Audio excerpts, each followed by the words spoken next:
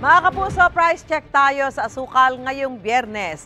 Base sa latest monitoring ng Department of Agriculture, 74 pesos hanggang 92 pesos ang kada kilo ng refined sugar sa mga pamilihan sa NCR. 64 pesos hanggang 90 pesos per kilo naman ang presyo ng washed sugar.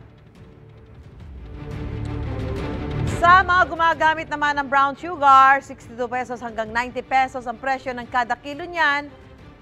Samantala, abot sa 200,000 metric tons ng puting asukal ang balak angkatin ng Department of Agriculture sa Setyembre.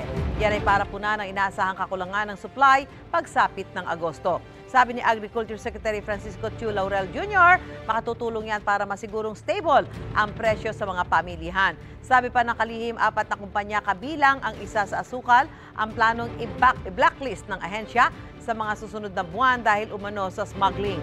Nagdudulot daw kasi ito ng economic sabotage. Mga kapuso, para una ka sa mga balita, mag-subscribe sa GMA Integrated News sa YouTube. Sa mga kapuso abroad, subaybayan niyo po kami sa GMA Pinoy TV at sa www.gmanews.tv.